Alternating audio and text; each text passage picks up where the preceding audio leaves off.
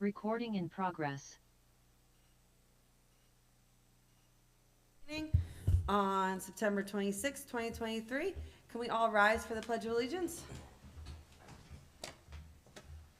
I pledge allegiance to the flag of the United States of America and to the republic for which it stands, one nation, under God, indivisible, with liberty and justice for all.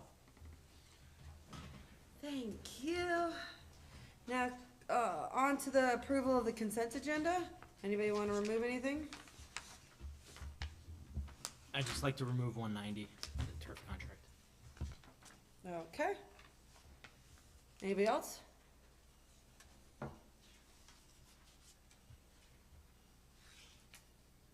All right. Then I'm gonna move on to reports. We have to approve it as amended. Oh, I'll move Yes, to all right. approve the consent agenda subject to Committeeman Lois's. And I'll second. roll call. Aye. Aye. You gotta tell me which ones you could do all in favors for. I still don't know that. All right, reports. Committeeman Choi, do you have anything to report? I do not. Okay, Committeewoman Ewald. Yes, I do. Everybody's picked up and busy with the start of the fall. The Senior Center on Friday, October 13th at 10:30 a.m. Their participants in their PAD, which is playwriting, acting, directing, and design program, will be performing short scenes at the Community Arts Center in Madison at 10 Kings Road, and they're inviting residents to join them, so that should be pretty cool. Their next shred event is Saturday, October 21st at the middle school, and that's a great way to help support the senior center, so I encourage residents to participate in that if you can. I also wanted to let everybody know you can now sign up for programs online, which is great. You just need your email, your phone number, and the number on the back of your senior center key tag. If you don't like going online, you can still call up the senior center to sign up, so no worries there. And they have lots of great programs coming up in October. On top of their regular, long list of offerings, you can join them for Oktoberfest, bingo, pet therapy, dog visits. There's lots of great stuff going on, so please contact and participate in our senior center. The Historical Society will be open, the Red Brick Schoolhouse will be open October 1st and November 5th from 2 to 4, and they're highlighting a century of sewing machines, and you get to try them out, so that's pretty cool. They will have a presentation on Sunday, October 15th, Quilting Over the Centuries. That will be at the library, but you can also join in via Zoom. And then moving on to the Environmental Commission, September 30th is the town-wide yard sale. And the Sustainability Fair was moved to October 14th from 8 to 1 at the Chatham Borough Farmers Market. And they have their fall cleanup day right now is set for October 28th from 8:30 to 10 a.m. And their plan is to schedule a couple of cleanup sites, including Shunpike and Nash Field, which sounds awesome. And I think that's everything that I have. Thank you. Committeeman Lois, do you have anything to report? I sure do, thank you. So for Colony Pool, the Recreation Center, we're just looking forward for a more complete report from our staff to review maybe at our next workshop meeting, including membership breakdown for guest passes, our programs, usage by our camps and our swim programs, et cetera. So we're looking forward to that. For utilities, I think a couple people, I know I have, and I think most of the town has received now this introduction to smart meters from JCP&L. I brought it with me as a prop. And this is a town-wide replacement of smart meters in Chatham Township. And so that means if you have a meter on your home, it's going to be changed coming forward. I was able to confirm with our liaison that that is scheduled for this year. So in 2023, there will be smart meter changes at everyone's house. Now, there will be much more direct communication from JCP&L in the form of a letter directly to your home, but I think it would be good for residents if we would have the JCP&L liaison would come here and give a small presentation. Maybe we can get some media out of it, because this is a major change and there could be many questions. It's going to be essentially a change at every home in the township. So I think this would be an important thing to do. So I don't know when we can do this, but I would like to have it as soon as possible, because the plan, I guess it's already happened in Morris Township, and they're gonna continue rolling it. And I would imagine our staff is gonna receive a lot of questions about this, and I would like to get out in front of it, and, the liaison for JCP&L has also, sort of agrees with that strategy. So if this committee has the appetite, I think we should, if we could even do it at the workshop meeting coming up, or perhaps at the next formal meeting, however the mayor sees fit to fit that in, that could be a good thing. That's fine by me. Whenever, we have 2 meetings coming up in October. Whatever she's, you wanna coordinate, either one is fine. Sure, if you don't mind, the sooner would be better, and she already agreed to the Okay, earlier. that's fine. Thank you. Deputy Mayor Hamilton? I've been asked by the staff of the library to sort of periodically, once or twice a year, they like to make sure that everybody's reminded, if you're not signed up for the weekly e-newsletter, that you should do so. Similar to what Committeewoman Ewald was saying about the senior center, there's a myriad of activities going on, all sorts of clubs, talks by authors, book clubs, clubs for teens, clubs for kids, clubs for seniors, and I won't list them all, but very much encourage everybody to visit chathamlibrary.org and sign up for that newsletter and find out about all these events. Separately, anybody who utilizes the library probably knows the construction of the new rear entryway and ultimately the teen center, that construction led to the need to reconfigure the rear entryway is well underway at this point. Progress is going along, and it remains on schedule to be open this year, hopefully. But in the meantime, the accessibility ramp had to be moved temporarily from the rear to the front on the Main Street side of the library. So just want to make sure everybody knows about that when considering parking, etc. And that's pretty much it. Thank you.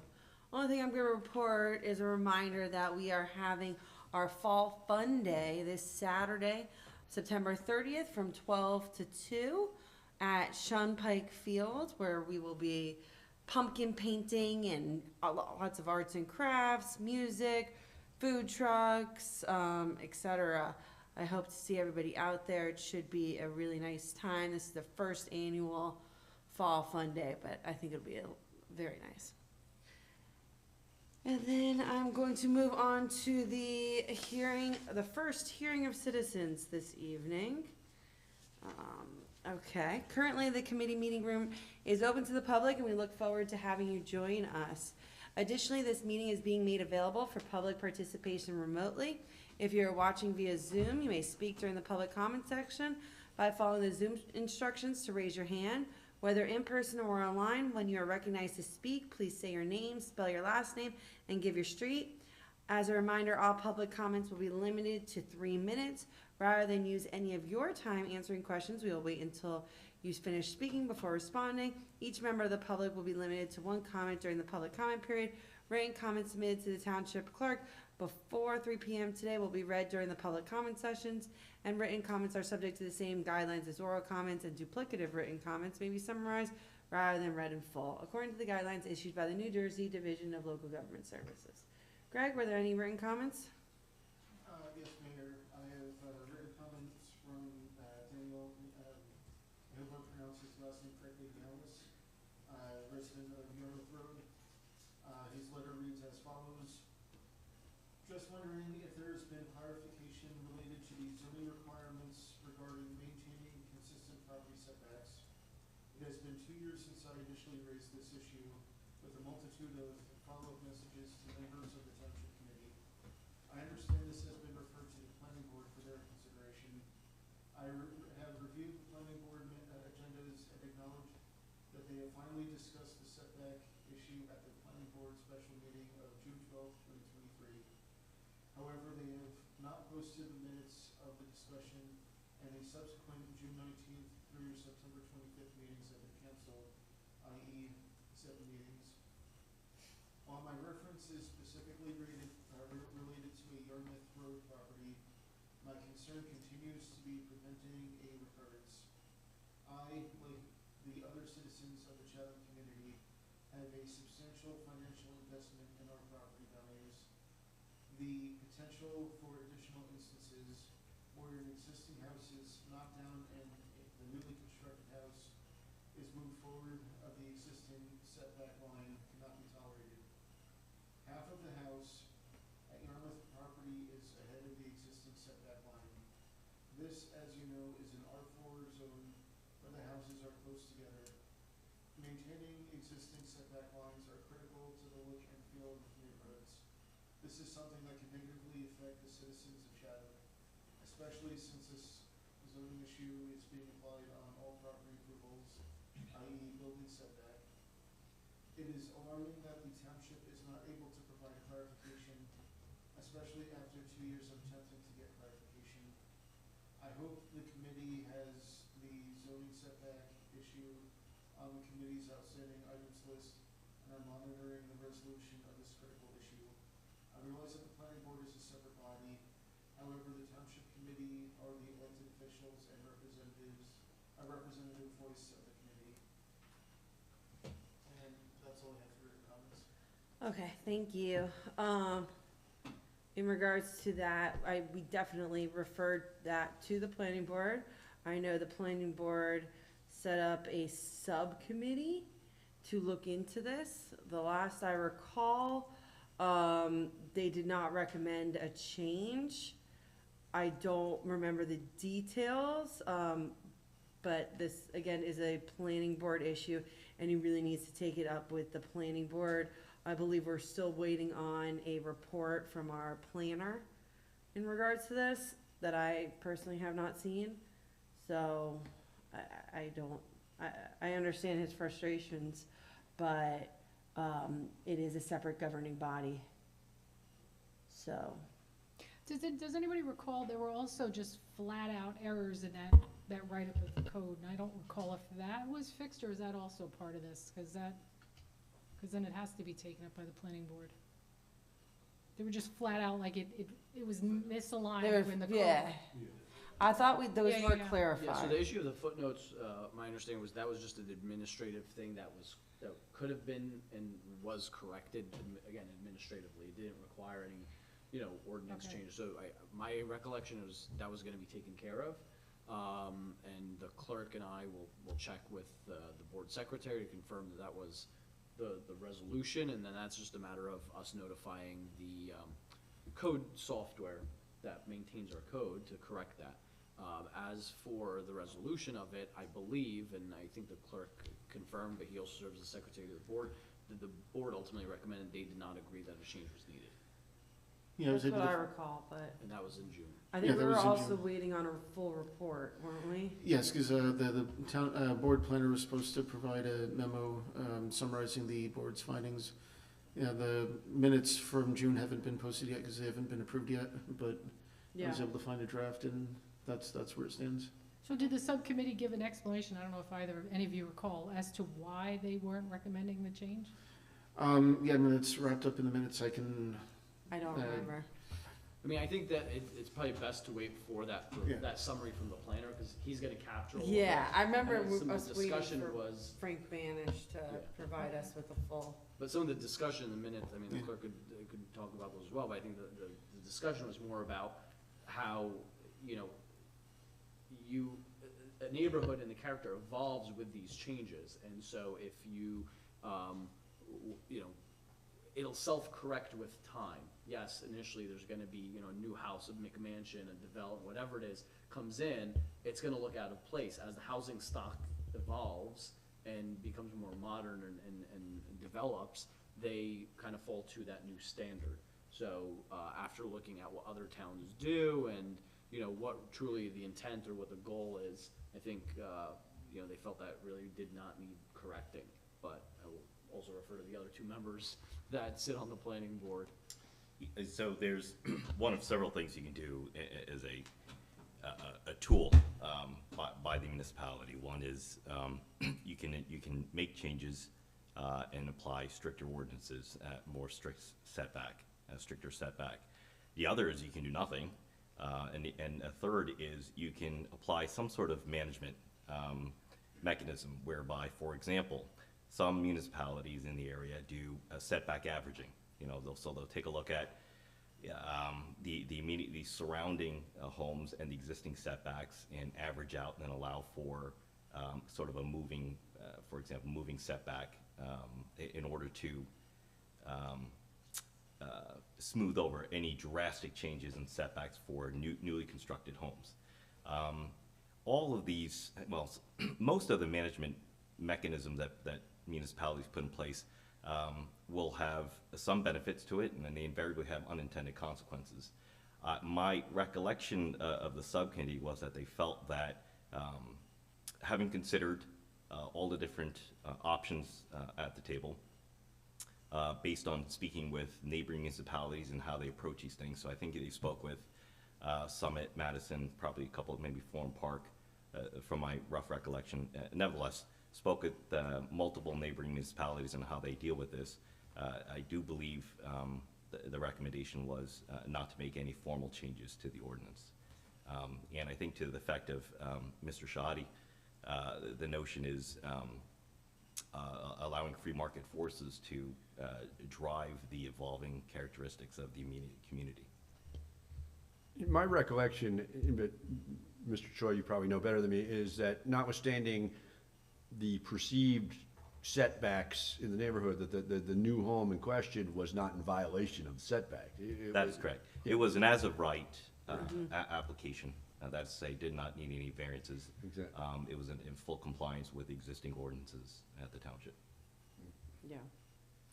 So there's certainly an argument to be made that by changing the setback, you're effectively significantly reducing the buildable area on lots, you're also affecting property values. That's right. I think as a precedent, folks have cited Rolling Hills, for example, as an area that many years ago was under consideration for implementing some plan to control the development there. And I think, if memory serves me, the ultimate decision was to allow free market forces to drive the evolving characteristics of that immediate community. So I think that particular neighborhood is the way it is today, based on those decisions that were made several decades ago. Sorry, go ahead. Yeah, I just think that Mr. Niels's comments were specifically to the R4 zone where you have 15-foot side yards, and so it's closer than Rolling Hill. So I understand the precedent, and I do understand it in general to the town, but you're talking about particular neighborhoods that are closer together. While if the planning board didn't recommend a zoning change, I have spoken about our lot grading application, which already asks applicants to provide average setbacks and along with other information about the surrounding homes. And I'm wondering if there's not a way to control it there, especially in the R4 zone, because the lot grading, we have particular rules when it comes to, and discretion in our zoning when it comes to over 1,000 square feet disturbed. Our lot grading then kicks in automatically, but under that, the lot grading is can be waived. So there are a lot of mechanisms in there, and that packet already is asking for average setbacks. So of course, if you're going to build something forward of the existing line, you would need to do lot grading because you would need to do some sort of footing or foundation. So I'm wondering if there's a way where maybe we could workshop this and in our next workshop talk about it with engineering. If there's a way of integrating that, so we can come up with something where in neighborhoods that are tighter, you don't have this happening where, if you're in the case in Yarmouth, you're 10 feet proud of your neighbor, you're 15 feet away from them. You're 10 feet in front and 15 feet away. If you're 30 feet away and they're 30 feet away off their property line, and you have 30% side yard requirements in the R3 zone, which is the majority of the town, it's less of an issue. So anyway, that would be my suggestion, that we workshop this at least with engineering, so we just have hit every possible basis. And maybe there's not a way of doing this through lot grading, but I think there could be a loophole there. A good loophole. Okay. Nonetheless, I would encourage him to go to the next planning board meeting. So, okay, anybody else? Anyone in the audience? Anybody on Zoom? No hands raised. All right, then I will go ahead and close the hearing of citizens and move on to the introduction of ordinances. First one this evening is ordinance 2023-10, late fees for limo license renewals. And can I get a motion to introduce? So moved? Is there a second? I'll second that. Is there any discussion? I know this was discussed a lot during the workshop meeting, but is there any other points? Maybe just for the benefit of the public, if the clerk could recap it, because it really was, Go ahead. if you're amenable, Chair. Greg had a good recap of the reason why this was. Yeah, basically, we have 3 limo licenses in town, and, you know, typically they renew on time, but occasionally I get one that's, you know, several months late, and just wanted to have a little bit of an enforcement mechanism to make sure that they renew in a timely fashion. Thank you. Can we get a roll call? Mr. Troy? Yes. Mrs. Ewald? Yes. Mr. Lewis? Yes. Deputy Mayor Hamilton? Yes. Mayor Felice? Yes. Motion passes, and the public hearing will be on October 24th. Thank you. Next is ordinance 2023-11, establishing local emergency management council. Can I get a motion to introduce? So, and I'll second. Okay, any discussion? The only thing I'll say about this is that it's a lot for this little town. I understand that we're kind of being strong-armed into it, that we kind of have to create this. I just would wonder, It's a requirement, yeah. yeah, it's a requirement, Yeah. so why do we even, and maybe this is a legal question, why do we pass things like this if they're required? Like, you know what I mean? Under statute, they have to be, required, and it allows you to make up that board. So, in consultation with our emergency management officer, official, we went through it, and we tried to get people on that board who would have better input. You know, we took some people from private industry, from some of the special services like hospitals, daycares, the So we fire. were able to craft this a little bit locally? Yes, Okay, Yes. okay. and also it integrates also with the schools as well, so. I got it. So we did change it up, it's not a cookie cutter, you can massage it. But is there a requirement as to how many people you have to have, or what groups they're supposed to represent? Yes, it is, and also in there, there's a federal guideline too that gives you recommendations as to what types of people as well. It doesn't say you have to have this one, this one, this one, it just gives you a universe of people, because each community is different. So each community is gonna have different, of these entities available to it, so. All right, can we go get a roll call? Mr. Troy? Yes. Mrs. Ewald? Yes. Mr. Lewis? Yes. Deputy Mayor Hamilton? Yes. Mayor Felice? Yes. Motion passes, public hearing on October 24th. Thank you. Now we're gonna go into the last one, introduction of ordinance 2023-12, the salt storage. Can I get a motion to introduce? So moved? I'll second. Is there any questions, comments? Is there, does this spring out of a state requirement also?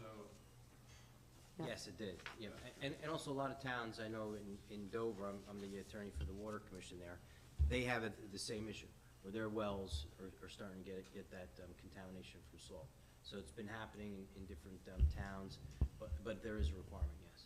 Yeah, okay, that's what I thought. And, my only comment on this, it's not really a comment or a criticism, it's more like a, clarification for the people at home. It's my understanding, it's clearly in here, I read it, that this does not apply to the salt and stuff that you have in your garage for personal use on your driveway. No, It doesn't require you to do anything at your house unless you have a big dump truck load full of salt. Exactly, and I think in speaking with the engineer, there's only two facilities that this would touch upon in the township. All right, can we go to a roll call? Mr. Troy? Yes. Mrs. Ewald? Yes. Mr. Lewis? Yes. Deputy Mayor Hamilton? Yes. Mayor Felice? Yes. Motion passes, public hearing October 24th. Now, regarding the consent agenda, can I get a motion to adopt the consent agenda with resolution 190 pulled out? So moved? Second. Roll call? Mr. Troy? Yes. Mrs. Ewald? Yes. Mr. Lewis? Yes. Deputy Mayor Hamilton? Yes. Mayor Felice? Yes. Motion passes. Now, can I get a motion to adopt resolution 2023-190, the turf contract? So moved. Is there a second? I'll second. And discussion?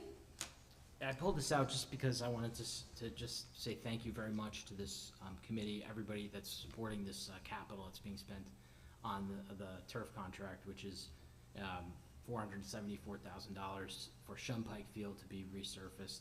We're using general capital, Recreation Trust, Open Space Trust, so a lot of capital being put out here, and I think this is a beautiful thing, and I think it's great that we are able to come together and make, in my view, a correction to the 2023 capital budget, which had zero capital for recreation, and really make a significant investment and contribution in capital to recreation. So thank you to everyone for that. I just want to call that out. Thank you. Agreed. It's a good project. Can you get a roll call? Mr. Troy? Yes. Mrs. Ewald? Yes. Mr. Lewis? Yes. Deputy Mayor Hamilton? Yes. And Mayor Felice? Yes. Motion passes. And I'm going to open up the final hearing of citizens this evening. Anybody want to speak? Anyone on Zoom? We do not have any hands raised on Zoom. Speak now. All right, closing the public hearing of citizens, and can I get a motion to adjourn? So moved. Second. All in favor? Aye. Thank you. Have a good evening. See you guys in a couple of weeks.